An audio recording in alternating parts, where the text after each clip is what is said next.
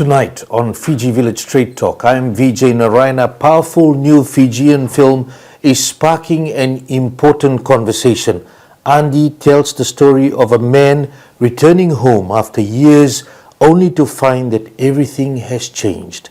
As more people leave Fiji for study, work and migration, we are asking the question, are we losing our connection to culture, identity and tradition? The other issue is, how important is our storytelling, our indigenous storytelling and storytelling about ourselves? Joining me tonight, we have the pleasure and we'd like to thank filmmaker and author, originally from Nakorotumu in Ra, Andy Tulia Nacola. Andy, thank you very much for accepting our invitation. Thank you for having me, Vijay. And of course, we're privileged to have renowned Pacific storyteller and Professor Vilsoni Hereniko. Now, Professor Hereniko is Rotuma's first and only playwright, award-winning filmmaker and a full professor. He's a professor at the School of Cinematic Arts at University of Hawaii, Manoa, where he teaches a number of film production-related courses. He has written a number of plays. He was also a cultural consultant for Disney's animated film Moana. His award-winning narrative feature, The Land Has Eyes, premiered at the Sundance Film Festival and was Fiji's first and only film that was submitted for the Academy Awards in 2005. Professor, thank you very much for accepting our invitation. I'd like to thank Andy for bringing him along for this special show. Thank you. My pleasure. So great conversations tonight, creative arts, storytelling, filmmaking, and the importance of language, culture, tradition, some things that we have been talking about on our shows as well, on how we are losing this and the younger generation maybe not understanding how important it is at the moment. Andy, what story were you trying to tell through Andy, and what does coming home really mean today? Why and how did you choose this story? So, through my stories, through my books and my short films and now my feature film, Andy, I write from experience and I try to tell my stories in a way that I'm reconnecting with my own traditions and my own culture and my own language. So it's sort of a journaling process for me. And in my books, my first book, I'd written with my dad and my mom, and this was their history. And so I was sort of standing on that platform, sort of realizing that I didn't know what I should know. I didn't know my stories. I didn't even know my parents' stories or my grandparents' stories.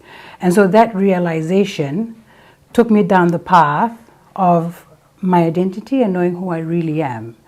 And so this story is also sort of my way of going back home and trying to establish or trying to reconnect with my people as well. And so I was trying to tell the story in a narrative where those of us who have been away from home for a long time are trying to come back home, but there's also that fear that we won't be accepted back home. That because we've been away for so long, we're now part of the outside world. So I was trying to show it from two different angles, and that's where the idea of the film came from, was my experience and what I was going through. The story really relates or revolves around the idea of love and forgiveness, but the courage of being able to admit when you're wrong and facing when you're wrong and being able to say that I'm sorry, I did this, I'm coming back and I want to fix it. And I find that even that level of maturity seems to be missing in generations, in my generation as well. Nobody is taking on responsibility. And so it's packed with a lot, but I've tried to do it in a very subtle way so that it's not too overbearing or for the audience to relate to. And so that was basically the theme of it, was courage and coming home, family relationships, and just the dynamics that come with being a brother and sister and understanding your roles in a chiefly situation. Also, because it's not common knowledge to know how chiefs deal with conflict, I sort of wanted to put that out there, mainly to show the deep respect that we have in our culture that has been lost. And that's the main thing that I wanted to show as well, was that respect. That respect that allows us to be able to know what's right from wrong, to set us apart from others, and just to really appreciate and really be passionate about who we are and how we speak and how we look and what the land is that we stand on. And so it's just that reconnection that I was trying to go for. And so that all played a part in bringing this idea to life and just having a wonderful team as well behind me. I had the privilege of watching your movie, and great storytelling. Whatever you've said, it really hits the heart when you watch it. Professor, you've watched it. What do you think of the movie? Well, first of all, I think it's an extraordinary achievement by Tulia. It's very difficult to make a narrative feature film. This is why there's been only two. Because it requires a lot of courage, the courage to put your voice out there, to be criticized and perhaps rejected by some people. And then to get a crew together. I think Tulia said they shot it for 5 days? Mm. I mean, I've never heard of anyone shooting a feature film in 5 days, but she did it. And she has shown us that it can be done. For me, the cultural insights into Fijian culture that are in the film allow us to recognize that our own traditions, our own values can help us to tell stories on a global platform, knowing that the most powerful medium for storytelling in the world today is cinema, is film. And to have a Fijian story use that medium to reach a global audience is something worth celebrating. And all Fijians definitely should watch it. You have had screenings going, and it's been a couple of weeks out there. How's the response been based on what you're trying to tell through your movie? It's been overwhelming and just wonderful. Like Professor Hereniko had mentioned, we're scared. Sometimes we really have to have the courage to be able to put ourselves out like this and just hope for the best. I really didn't know what to expect, because something of this caliber hasn't been shown, and the feedback has been so good, so wonderful, and so encouraging, you know, not just to me, but also to younger filmmakers who are coming up, because they can see the comments, and everyone's aware of the hype around the film. Yes, so I've been very pleased with the feedback and just the encouragement, and the diaspora, our communities overseas, there's an audience for this, and there's a hunger for it as well. So just even them creating the hype in their own communities overseas, we've been able to make contact and have possible screenings in Australia, New Zealand, and Europe. So it's been a wonderful ride. I mean, Andy's done very well for all of us. And those who are watching this from different parts of the world, just remember that when it's on in the screens around your neighborhood, please ensure good. And we saw during the vote tour in New Zealand, where exactly. They had packed out stadiums where they performed the circus and other things, and the support for creative arts really needed, Professor, in terms of this movie coming out. And as you said, is an extraordinary movie that's come out as far as the production is concerned. What's your message to Fijians who still haven't watched it? Well, if you haven't watched it, I would encourage you to go see it, because this kind of opportunity doesn't come around often. We did The Land Has Eyes. We shot it in 2000. That was 26 years ago, right? And this is the second major narrative feature from Fiji. So maybe, hopefully we don't have to wait that long for the next one to come around. But I think it's very important for local people to support local filmmaking. And the best way to support it is to actually buy a ticket and go see it. It is not easy, as I said earlier, because there is so much product out there. All the streaming platforms with, thousands, millions of movies available for people to choose from. But there's only one narrative feature film in the Fijian language, and it's called Andi. Nothing authentic like your own culture on display on screen, I can tell you that much. And in the language too, in the Itoke language, the full film in Itoke language. Yes, it was in our dialect. Well, as we were speaking about authenticity, and if you're going to do it, you have to do it right. And I wanted to show that you need to, we all should take pride in our language and also in our dialect and from where we come from the, like I'd mentioned, from the ground that we stand on.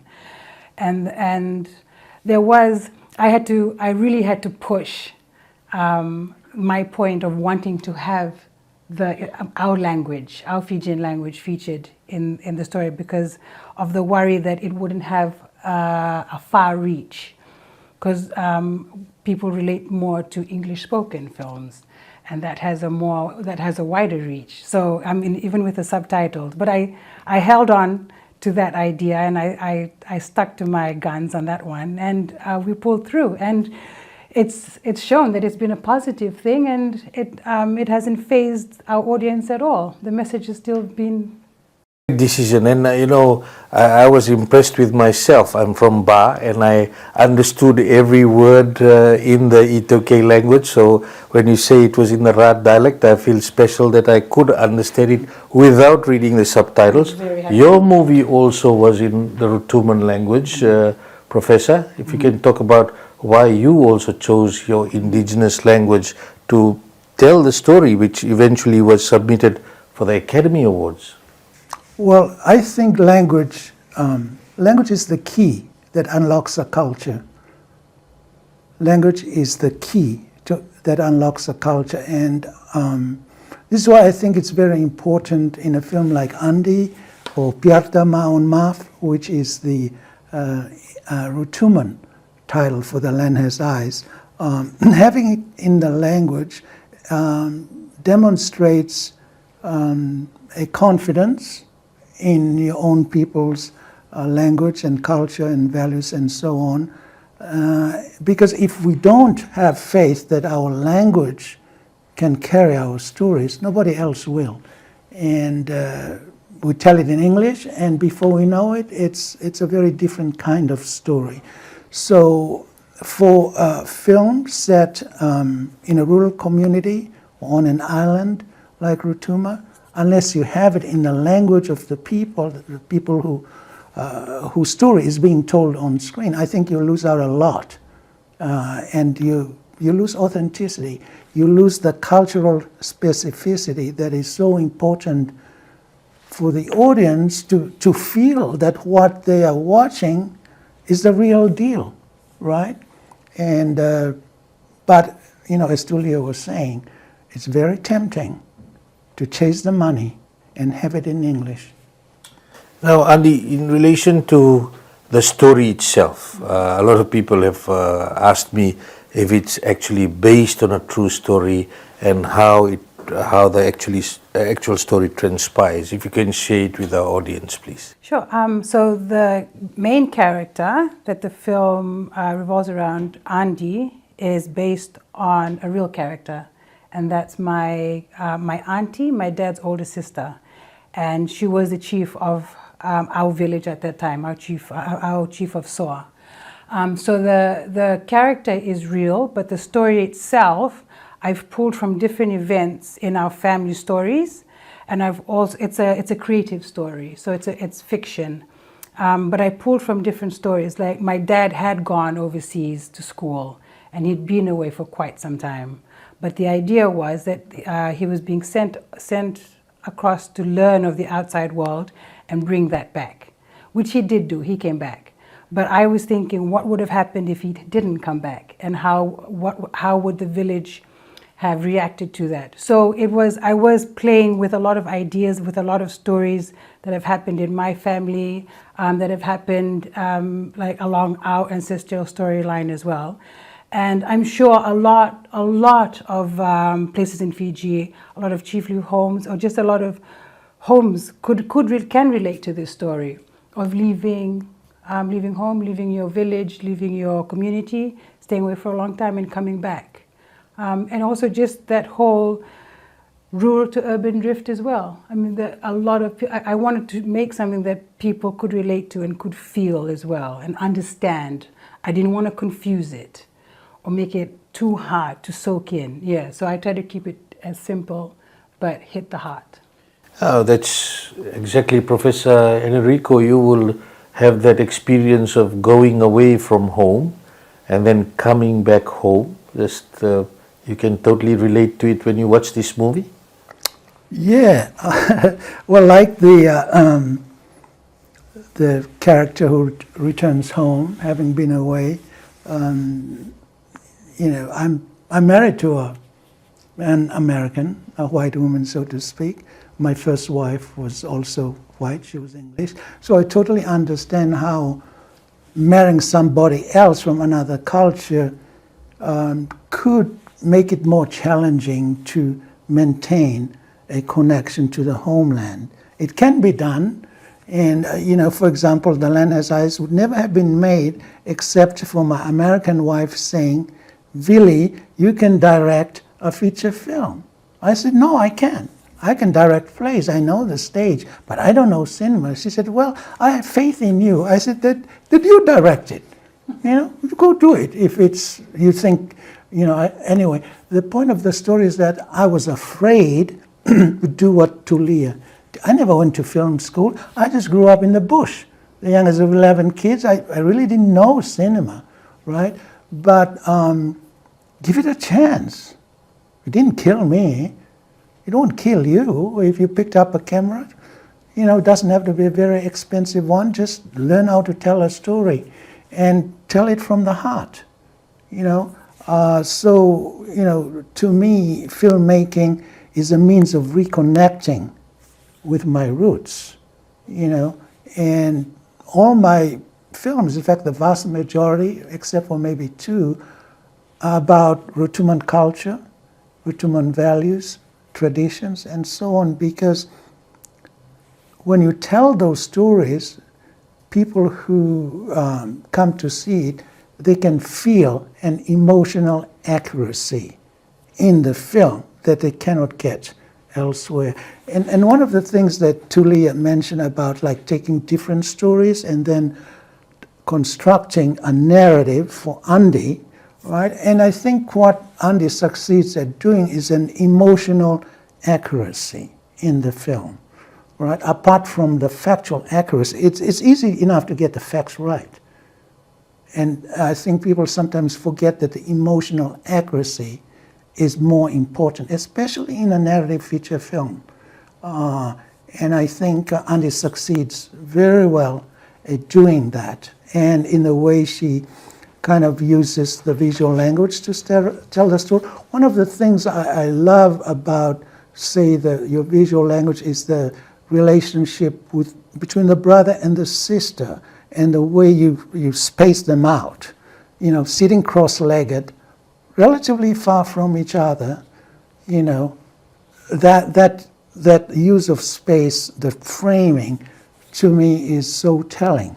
And also when, you know, the chap who returns from overseas goes to have a conversation with the lady in waiting in the movie, the way they stand, you know, in relation to each other, with a woman behind and he at the front. I mean, that to me are two aspects of the film that to me are so telling about a culture. They may seem like very little things, but they are huge because it shows that she knows about this culture she is telling a story about, and she chooses a visual language that illuminates that culture. And you cannot get that if you get someone from another culture to direct this kind of film that she made. Now, many people leave Fiji for years, and it's becoming a common reality that when they eventually come back, they feel like strangers. And I think your story is also touching on that. With the modernization and everything that's out there when you leave Fiji, sometimes you get trapped in the modern world and you do not come back. Yeah. How powerful is that when you tell it through a movie? Yeah, it's quite powerful. And like I said, it's happened and it's happening, and a lot of people can relate to it. And it's that emotional pull as well of being away from home and being away from your people, being away from what you know. And there's an audience for this, as I mentioned, because the people overseas are the ones who are creating the attention. And I mean, and nationally as well. I mean, and that's why we've been so lucky with our screenings. We've had them extend the screenings for an extra 2 weeks, and we're getting attention from producers and filmmakers from around the world as well because of this film, and just from audiences around the world. So, yeah, so it's that pull of wanting to be attached to home, or knowing what is happening at home, or just tapping or hearing your own language, that's so important to people who are away. And that's they'll want it. They'll want to embody it. They'll take their families to this film, and their kids who haven't been to Fiji, who are Fijian but don't know the culture and have not been immersed in the traditions and the storytelling that I've tried to do with this film. So yeah, I mean, a lot of people I can relate to it because it's happened to me. I've been away from it for 20 years. So I mean, it's not a single experience that people won't be able to relate to. It's something that we all can adapt. I mean, can feel a real pull to. When you were away for about 20 years, as you said, what did you miss the most about Fiji? Okay. To correct this, I was away from my village, not entirely overseas for the whole time. I've been back and forth, so I have been part of the Fiji as a collective, but I was away from my village, and what I missed the most was being able to dialogue, have a conversation with the people that I'm related to, and be able to have the confidence to have that conversation and to speak my language. And that's what I missed the most, and that's what I lost, was being able to connect on that level of language and familiarity. So when I started to go back home, I didn't have the confidence. I couldn't speak to anybody. I'd purposely align myself in the room that we were in so that nobody could approach me and talk to me, because I couldn't speak the language, and that was the whole thing. And there's a lot of shame that comes with that, and just embarrassment, because I know so much of the outside world. I speak English so well. I write English so well. But when I go back home, I can't even communicate with my own people. And that in itself, the realization was really hurt me. And if I'm going through that, when I've been to my own village where I grew up in for the first 16 years of my life, and then I made that decision and now I'm going back, I'm worried about my nieces and nephews who are growing up in the city, who don't know the language because my generation can't speak it to them, and we've lost that connection and created that gap where we're supposed to know the stories. But I mean, I can't do it. So it's on me, it's my responsibility, my generation's responsibility to go back and learn our story so it doesn't die out. Our language doesn't die out, our culture, our traditions don't die out. And we create that pride back in the culture again for identity. And people, and what I feel about identity is it creates a confidence so strong in yourself that what you know is enough, and there's no room for competition or no room for animosity, that all you want to do is create happiness and all you want to do is share love. And then so there's a direct link where you can solve some of our social issues, sort of drugs, and our children, our young kids going to jail now, being charged for murder and all this kind of stuff. There's a lot of good things that come out of knowing who you are. Professor, you've been away from home for a long time. There's always that feeling of I'm losing something, or what am I missing, or even feeling like a stranger when eventually coming back. Did you have those types of feelings as well when you left Fiji? Well, those feelings are definitely there, but for me, Rotuman culture, Fijian culture, what you might call your roots, where you came from, I see that as not a constraint, but I see it as nourishment. I see it as sustenance. And I think a lot of people tend to see tradition, your roots, as like holding you back. I don't. I see it as it's the wind behind your back. And the challenge is for young people today especially to realize that this is a gold mine of knowledge and information and resources that you can draw from, and it never runs out. It's just waiting for you. I mean, Disney took Moana. Look at what Disney did.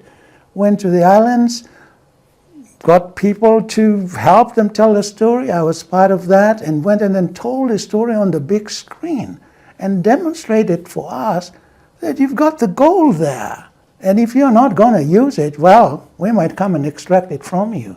And this is why it's so important for our people to recognize that our roots are nourishment, they are sustenance, right?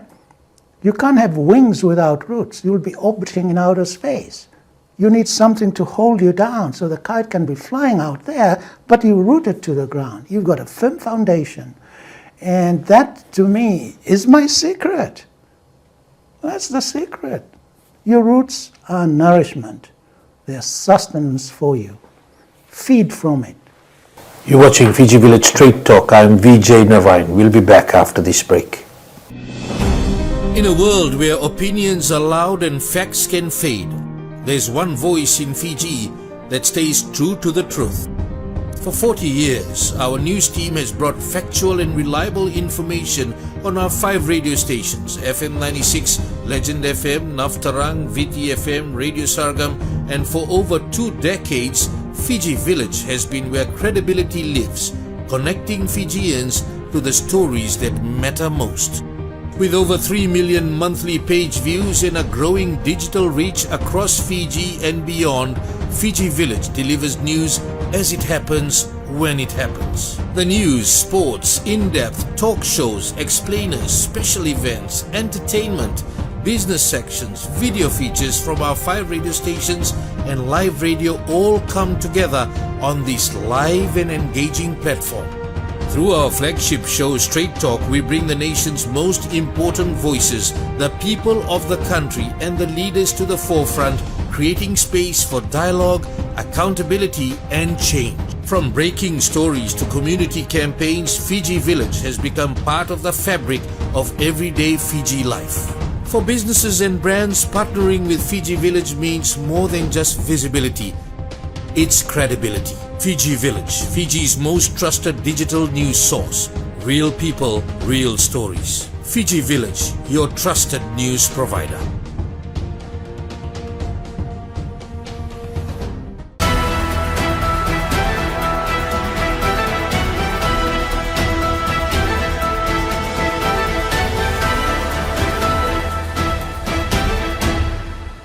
You're watching Fiji Village Straight Talk. I'm Vijay Narayan.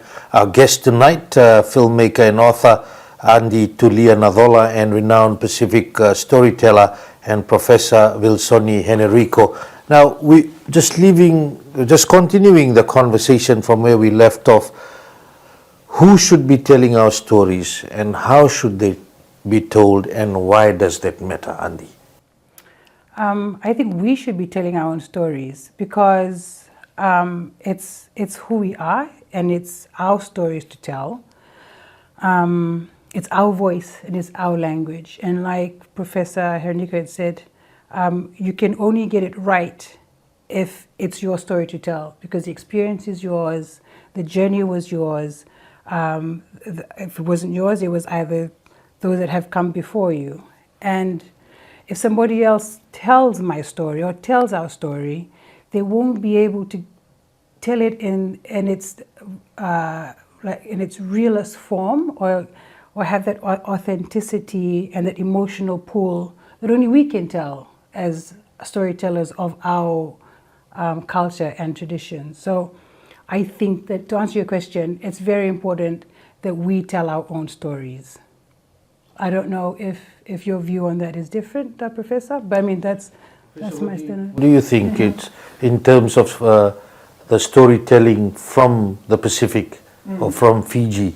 Well, I agree with Tulia. I think it's important for us to tell our stories. We should be the producers of our own images on screen. We should be the producers, not just consumers of our images. And this is why it's so important for us to tell our stories. But having said that, the reality is that sometimes if we are lazy or we don't do a good job of what we're doing, other people can do a better job and they can tell the story better than us, especially if they have lived in the culture for a long time, they've done the research, they've had embodied experiences of what's about, say maybe like a little boy, maybe born in the village, part white and part Fijian maybe, and having lived there for 20, 30 years or so, grows up, could tell that story about what his experiences were like very well, right? So yeah, people from outside can definitely tell our stories, but to do that well, they need to be talented, they need to do the research, and they need to have compassion for the people. I also think it's very important for them to collaborate with native people, right, from that community, from that culture, to help them tell a better story. And this was what Disney did. They're outsiders in a way to Oceania, but they went to the islands, they went to Fiji, they went to Samoa, they went to Tahiti, they went to New Zealand, etc. They did the best they could, right? Had they not done that, but just sat in their air-conditioned offices and then wrote a script, it would not be as good as it is. I'm talking about Moana 1. They even got cultural consultants like you. Yeah, but they don't always listen to you, you know. They can take the information and do what they can, but that film, I think, on the whole, is culturally accurate. And a lot of it is because they used native people, people from the islands, to help them getting right. So that's what I wanted to say. Others can tell the story, but they must collaborate with native people, with local people. Now, in the case of Disney, one thing that I feel they could have done better at was elevated the native people to the level of not consultants, but producers. These people were giving them gold. They were extracting, they were mining. But we were cultural consultants at that time. There should be a movement so that if you are going to mine the knowledge of native people, they are not consultants. They are producers with you, elevated to the level where they are equal with you, working hand in hand, right? 50-50, and not like have them in your shadows, right? Because ultimately, if they're not helping you tell your story, it won't be as good as it could be. That's well said, Professor. Now, in relation to going back to the movie, Andy, one of the things that really captivates the audience, I believe, is respect. The Itoke culture and tradition, how much respect there is, even when a person is returning to the village, and at the same time, the respect between a brother and a sister, and then the chiefly respect, as you now, even when there's silence, you can feel it. Yeah. If you can talk about how you manage to tell the story to ensure it really depicts how the culture is? So I was able to tell the story the way that I did because of my experience growing up in my village. Every weekend, every school holidays, my dad made sure that we were in the village.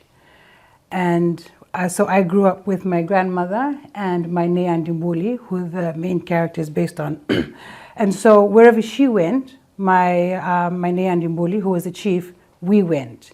And when she was holding court, or when she was talking with a councilman or councilwomen in the Valilevu, we were also in the Valilevu.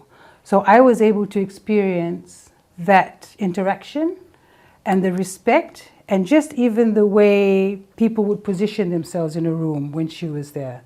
And just the way she would acknowledge them, not just as their leader, but also that they were all working for a common goal.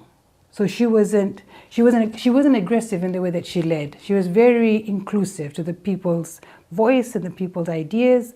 And I also saw the interaction between her and my dad, which was very different from when we'd come to the city. The interaction between the people that we would be surrounded by was very different. So we could we could differentiate between the two. And I wanted to put that, I wanted to show that in the film, that level of respect in the film, because we don't see it. It's not a common thing to see.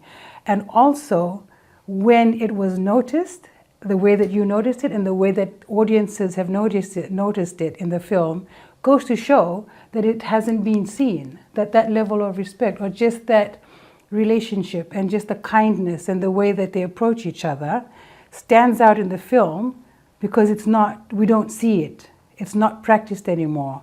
That level of respect like in our culture hasn't, how do I say it, has not trickled down far enough for it to be recognized and to be considered something normal.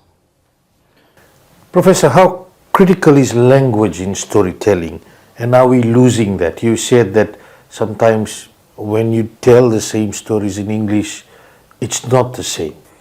Yeah, well, language it's not just verbal language. There's non-verbal communication going on, especially, like a film such as Andy, or my own film, where there is a lot of non-verbal communication going on. People are not saying anything through words, but through their body arrangements in relation to each other, the way they avert their eyes when talking to someone of higher status, etc. That's language. And it is, for me, very thrilling when I go to see a movie and I see that language. And I'll give you one example from Moana, which to me was so thrilling. They got this little bit of detail, and I remember talking to them about it. For example, when you want to show respect, which we were talking about earlier, to say someone of higher status, and when you're leaving, you don't just turn your back immediately. You move back, right, far enough before you turn your back, So if you were to watch Moana, again, the first one, when Moana, the young girl, manages towards the end of the movie to succeed in her mission, Maui, who is now a hawk, now a bird, prior to that, he's been very nasty to her and, kind of treating her like a kid and nobody, kind of looking down at her. When the bird departs, it does not turn its back immediately. It flies back like this to go back and then turns. And I just clapped in my heart. I thought, man, you got the detail right. No, that's language. It's nonverbal, but someone who understands traditional Polynesian, Melanesian, even Micronesian culture, we do that. It's just, and when you see that, it is so thrilling. It made the movie for me. It's like, well, thank you. Thank you for paying attention.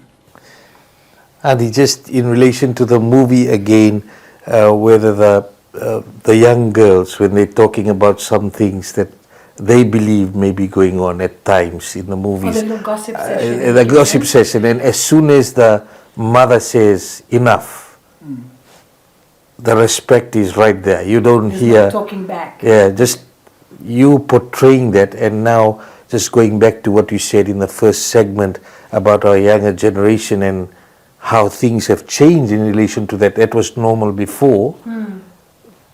How special is that?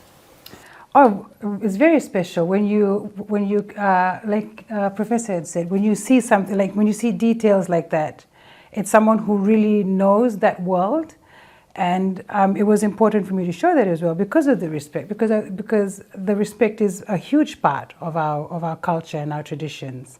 That scene as well was I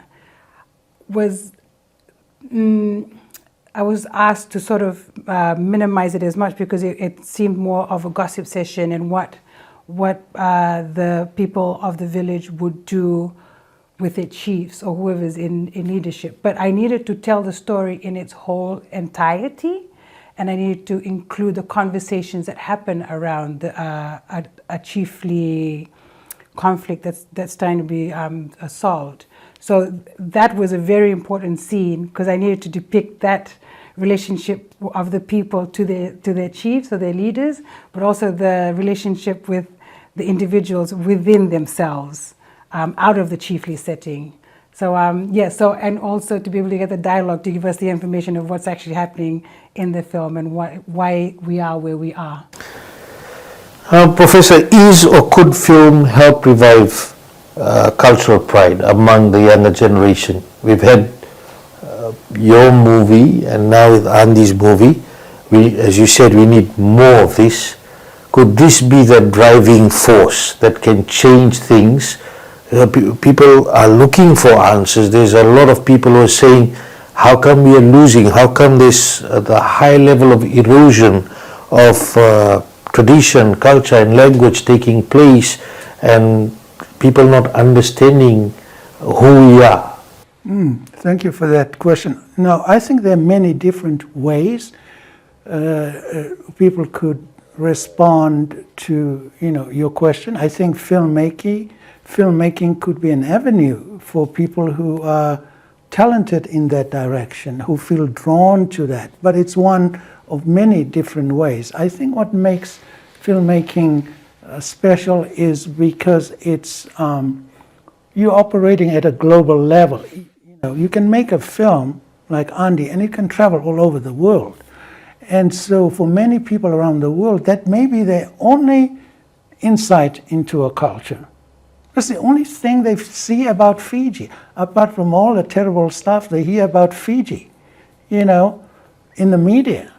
And so film could be a corrective, a counter-narrative, so that people have other images that are positive. And I think one of the things that is so important about Andy, and this is one thing I think is, at the end of the day, the film that you make as an indigenous person from an indigenous culture must enhance the dignity of the people whose story is being told.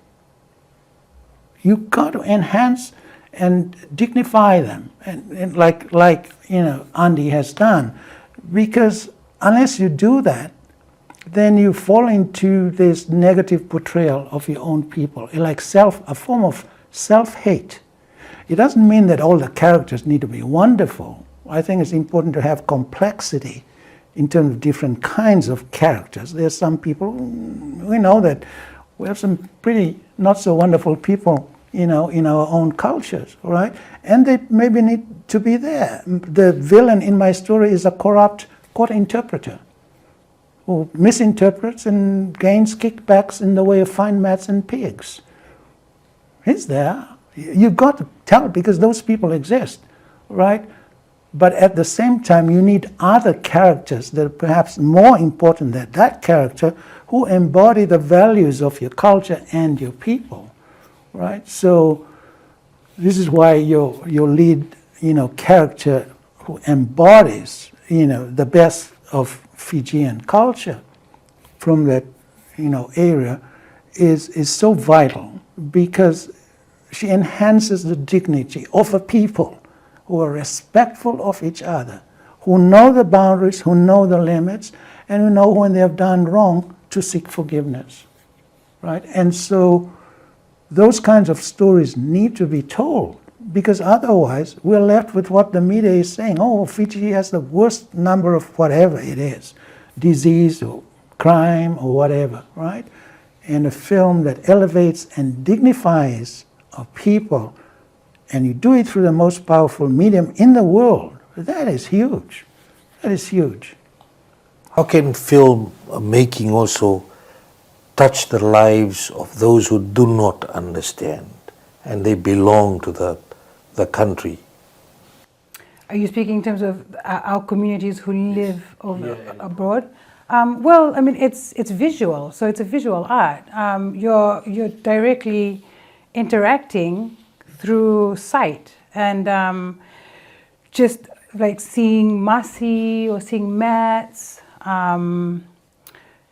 seeing your own people, seeing Fijian people acting out.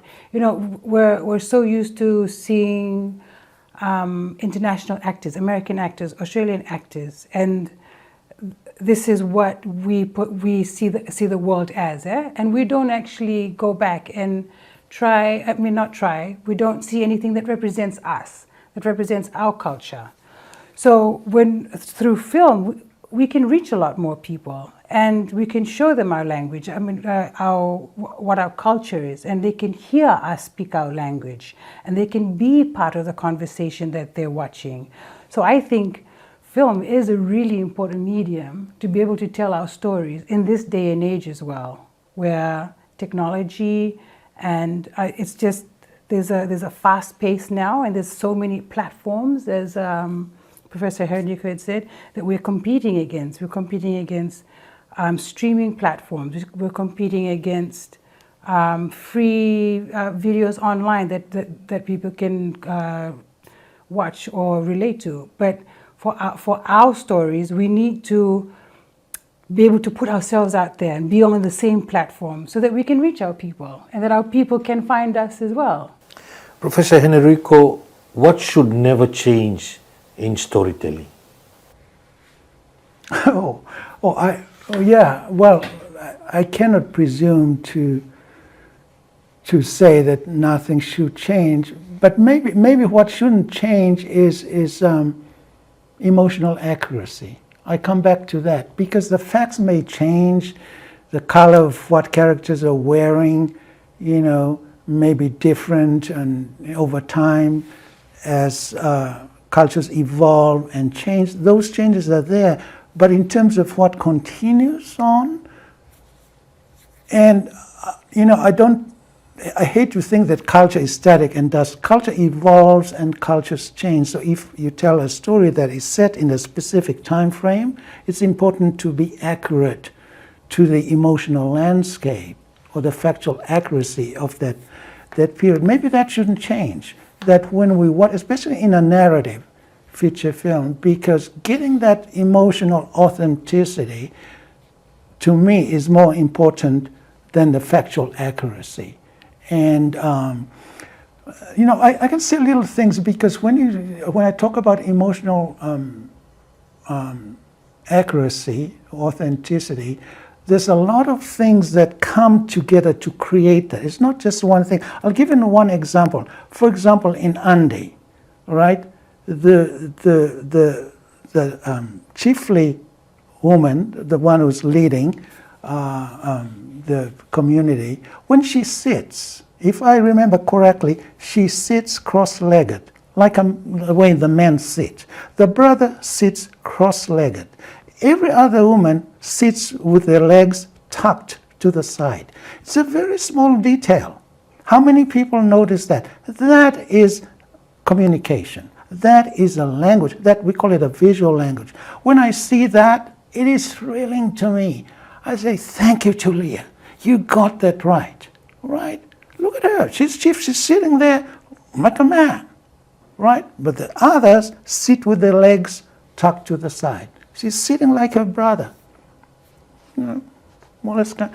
And that to me is maybe things like that, given the time period the story is set, that shouldn't change. The accuracy, that factual accuracy, that little detail, especially for this kind of story, is so wonderful. In my film, for example, the practice of ritual clowning at weddings. I think that we've lost that. But when people see the movie, they see a tradition that once upon a time was practiced by their own people. People speak a little differently because it was set in the 1960s then compared to now, right? So the accuracy, the emotional and factual accuracy aligned with the time period in which the story is set, maybe that shouldn't change. You're watching Fiji Village Straight Talk. I'm Vijay Narayan. We'll be back after this break. In a world where opinions are loud and facts can fade, there's one voice in Fiji that stays true to the truth. For 40 years, our news team has brought factual and reliable information on our 5 radio stations: FM 96, Legend FM, Naftarang, Viti FM, Radio Sargam, and for over 2 decades, Fiji Village has been where credibility lives, connecting Fijians to the stories that matter most. With over 3 million monthly page views and a growing digital reach across Fiji and beyond, Fiji Village delivers news as it happens, when it happens. The news, sports, in-depth talk shows, explainers, special events, entertainment, business sections, video features from our 5 radio stations and live radio all come together on this live and engaging platform. Through our flagship show Straight Talk, we bring the nation's most important voices, the people of the country and the leaders to the forefront, creating space for dialogue, accountability and change. From breaking stories to community campaigns, Fiji Village has become part of the fabric of everyday Fiji life. For businesses and brands, partnering with Fiji Village means more than just visibility. It's credibility. Fiji Village, Fiji's most trusted digital news source. Real people, real stories. Fiji Village, your trusted news provider.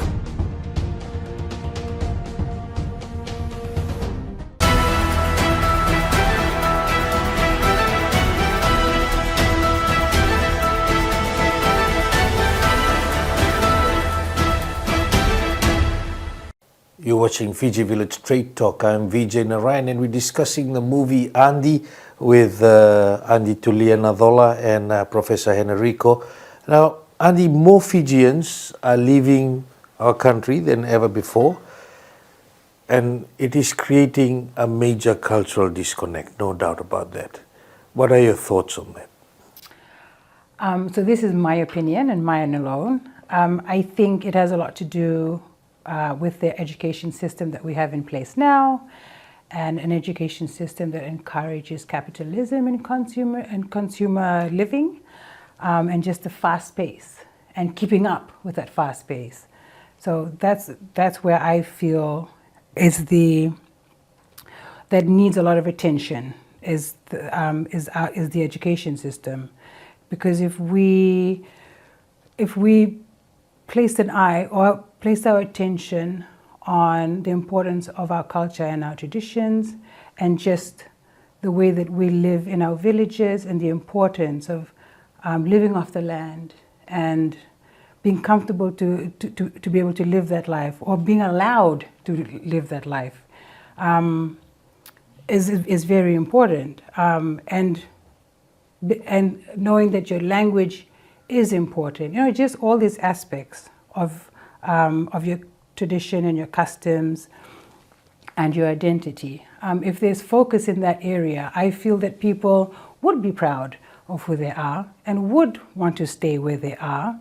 And just it's so important for us to also maybe even think about introducing language in our education system more effectively than how we've been doing in the past, just at a younger level, at a younger age in school, because it does. I feel it will instill that confidence in the children, and then they just grow up with that confidence, and then they know where they are, and they know where their home is, and then they know in which direction they need to align themselves, but knowing where they come from as well, so that they know that they can return and they will be accepted.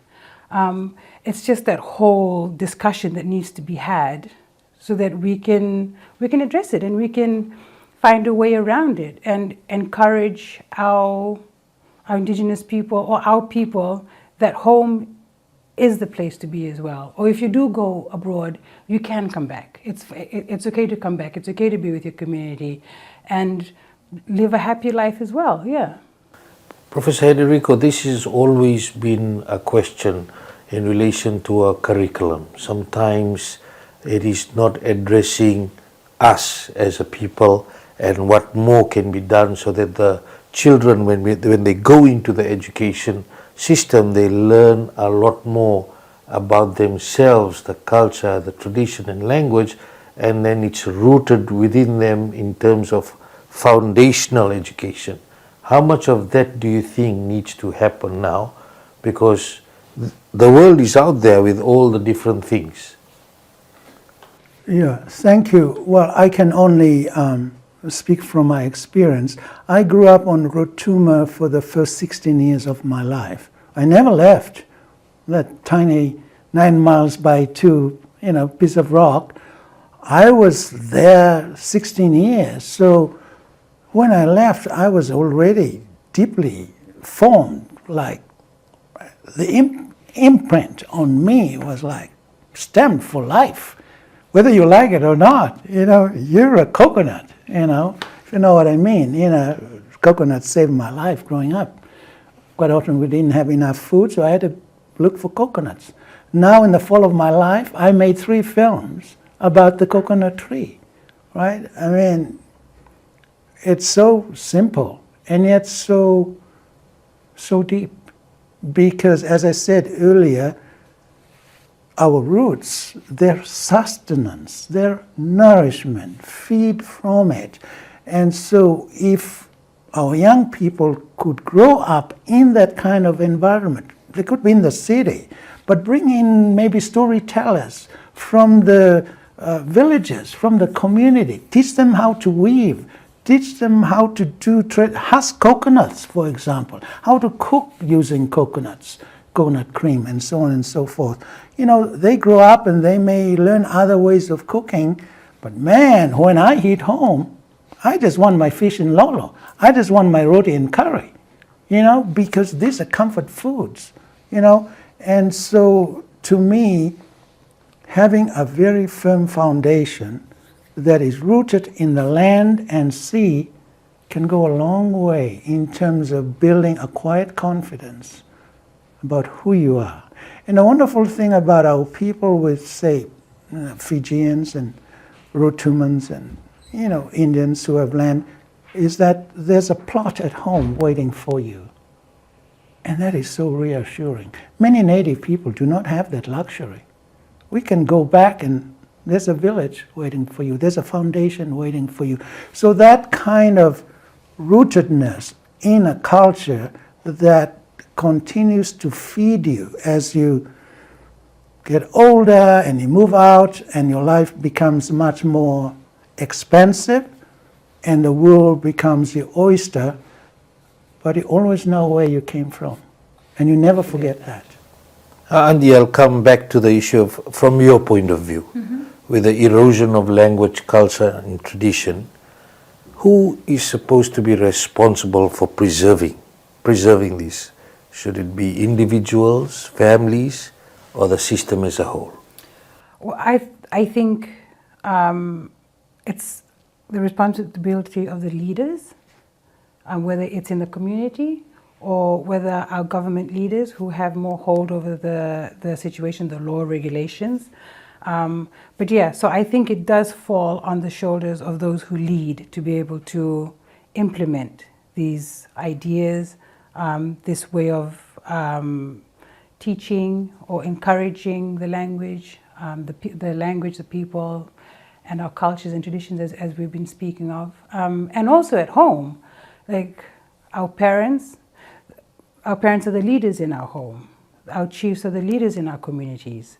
Our government representatives are the leaders for the country. So it sort of trickles down in whatever organization or group or however big or small our communities are. But it does fall on the shoulders of who is leading the family unit or the school or the community. But yeah, it shouldn't stop individuals taking it on, like how we've taken on these solutions that we see will help through film, through storytelling.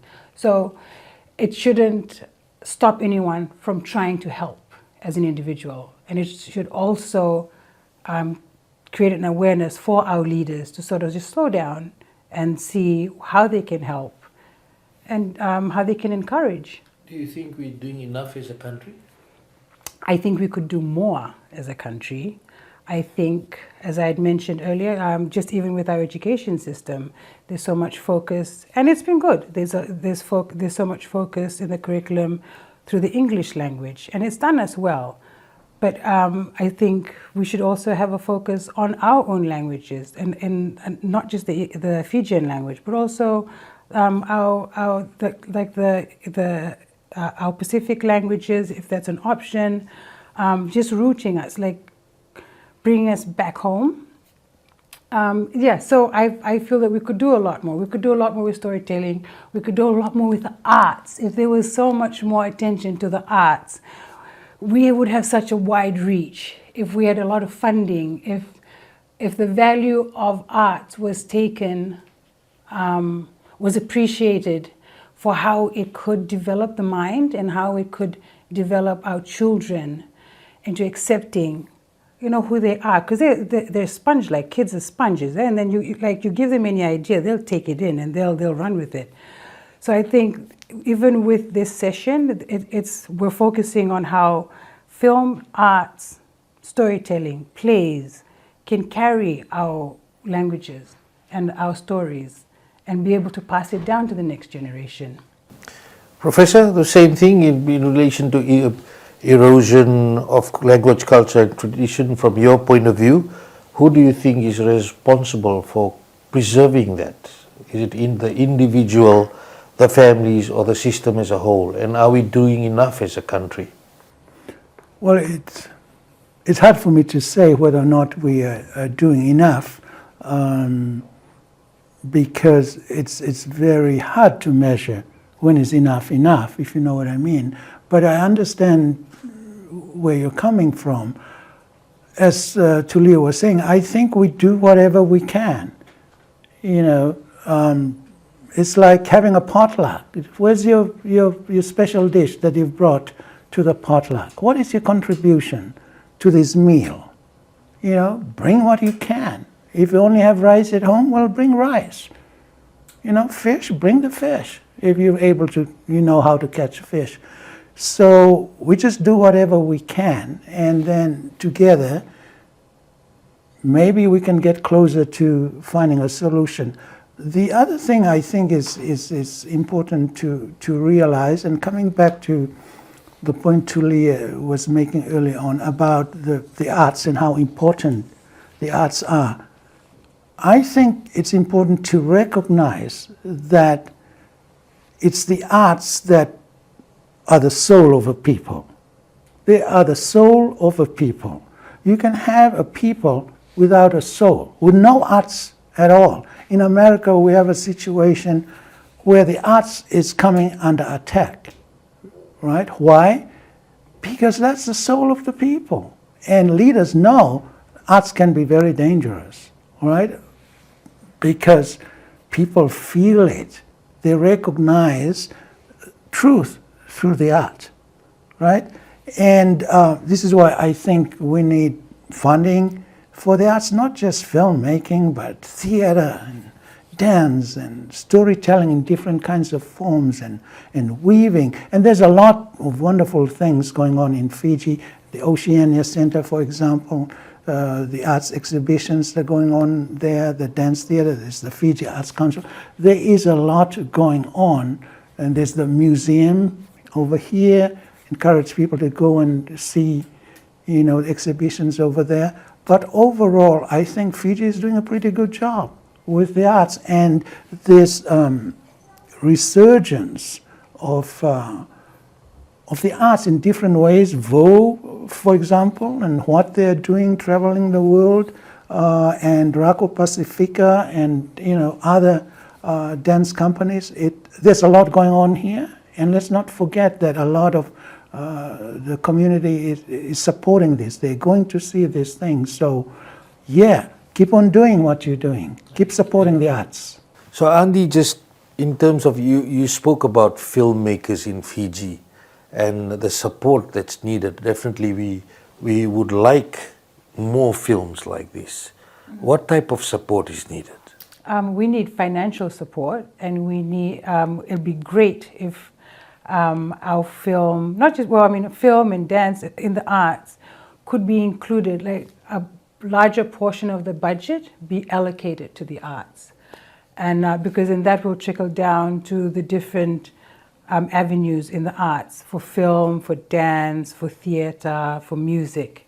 And then so when we apply for grants in these areas, we can expect a lot more to come through to us, and equipment. And I mean, there's a lot of planning happening for the betterment of filmmaking in Fiji. Like through Film Fiji, they've delivered very well on their part over the past 2 years, or ever since I've been in the film industry, and they're planning great things for filmmakers, for local filmmakers as well, and encouraging our stories to be told through film.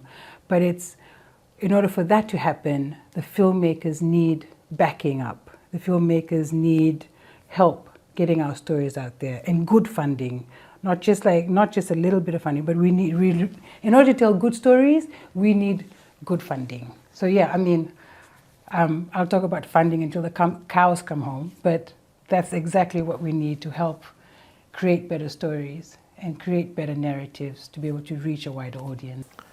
Professor, in terms of support for filmmakers in Fiji, you've been encouraging more people to get into filmmaking. Maybe they would like to, but there may be a lot of obstacles as well. What's your thoughts on that? Yeah, well, I definitely agree with Tulia about funding support from the government and from private organizations, even individuals who have money. Your support is definitely appreciated, and sometimes can result in better films. But I want to say that I think a big drawback from people venturing into filmmaking is fear. F-E-A-R, fear. People are afraid to take on a medium that they don't know much about, right? So one way to address that is to teach filmmaking in schools, right? At the university level, right? Why doesn't the University of the South Pacific have a film school or a film program? I hear that FNU has a film program, right? How are students going to learn how to write a great story, right? How to be a great cinematographer, to be an editor, costume designer, etc. You need this kind of support so that people can build their skills. That gives them confidence. That gives them confidence and helps dispel fear. As I was saying earlier on, I was afraid to make the film, but my wife believed in me, so I just rode on a wave of confidence, right? And I was glad I did that. So how do we overcome the fear? Build skills. Teach people how to swim. And before you know it, they'll be doing laps in the swimming pool. And I think that's one way we can really address the problem. So what would it take for films like Andy and the Land Has Eyes to be on the global stage? Well, I'd say my film has been on a global stage. Andy just came out, so it's got a long journey ahead of it. My film has screened all over the world, in Russia, in China, Japan, and Korea. I mean, It's been all over the world, all right? So It can be done it has been done. in terms of more films. Yeah, but more films. And I think there's been this gap, right? We shot it in 2000, and what, 26 years? What happened there? Why didn't we ride on that wave of filmmaking? You know, I take my hat off to Tulia for like 26 years later, say, I'm going to make a narrative feature film in the language of my people. I'm going to amplify their voices, using their language, their cultures, their values, their traditions, all right? Why did it take so long? It doesn't have to be that way. And I think funding support is crucial. You look at New Zealand, for example, that's the hub of creativity in all of Oceania because the government knows the value of the arts and has all these funding organizations, right, to provide funding, as Tulia was saying. And I think the government could support us that way. You know, when we did our movie, I was amazed at the support of the government at the time. For example, to get into, you know, the Oscars, our film, which was shot on a very cheap digital camera.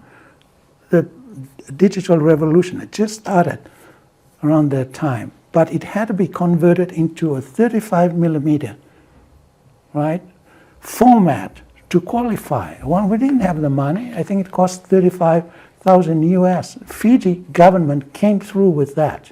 They sent a whole team to Sundance, where we premiered, to perform, all right? And so that funding support at that time was crucial to getting our film into the international arena, right?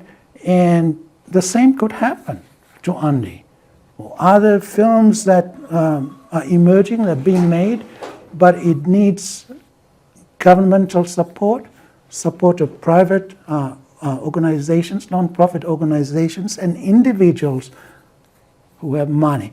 But I think for the majority of the people, your support in terms of buying a ticket to go and see the film, because there's no point in making a film if you know you're not going to see it, all right? And making that effort to go and see it. If you went to see Moana, well, come see Andy, because it is the real thing. Andy, what would it take for more movies like Andy to be done and to be going on the global stage? To reiterate what Professor just said, it's the education in the film area, having more classes, and creating the confidence to be able to make film. FNU, they do have film school there, and I think it's been going on for a few years now, and it's growing in its numbers. So that's an avenue for people who are willing to take on filmmaking or directing or script writing, is to go into that avenue in FNU for filmmaking. So it's educating yourself on the processes of filmmaking, knowing what to expect on set, but really being passionate. Like, if you want to tell a story, then tell it. Nothing should stop you from wanting to tell a story. It's also that the encouragement that we get from our homes, from our families, is so important. From our partners, our spouses. As Professor Hereniko had said, if his wife hadn't pushed him to do his first film, it wouldn't have been made. So it's also just the support from our family and the people who are close to us. That's very important. It's positive words. It's surrounding yourself with like-minded people who see the value in what you want to do, and removing yourself from people who will pull you down, because you will always encounter this. And this is like the simplest way to get this across, is to make sure that you're surrounded by positivity, good people, kind people, who believe in what you want to do.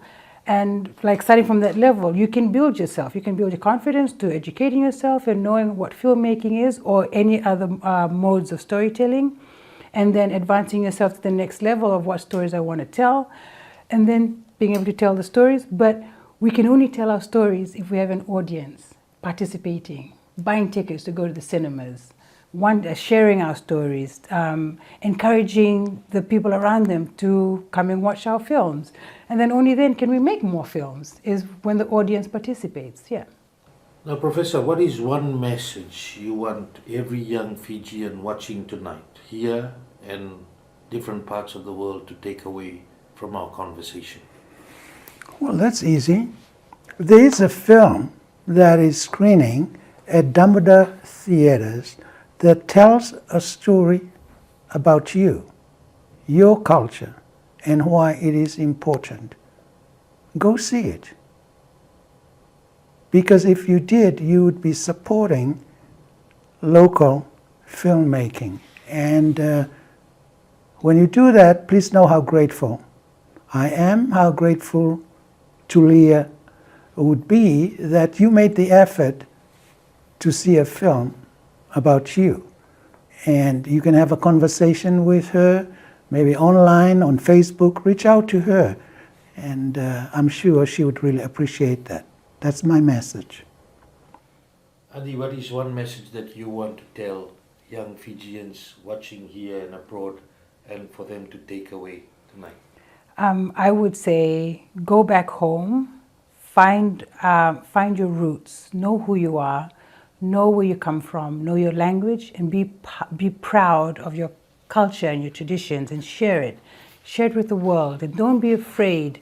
Don't be afraid to go back home if you've been away.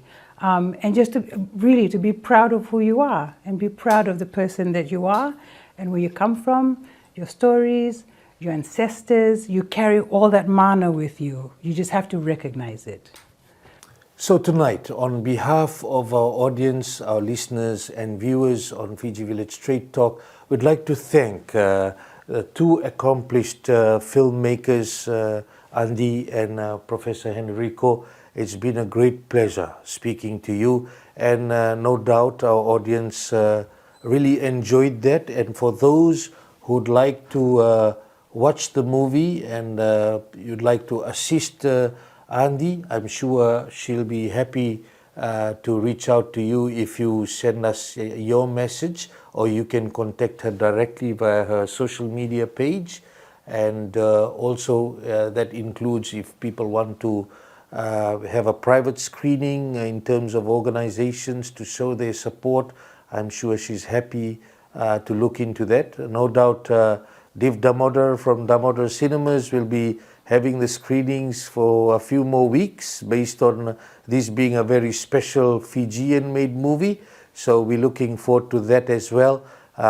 Ensure that you support filmmaking. We'll also be speaking to the government in relation to what has been discussed tonight, the importance of our storytelling and how we can encourage more of this, the younger generation also learning from this and actually putting more money into creative arts. That's the show for tonight.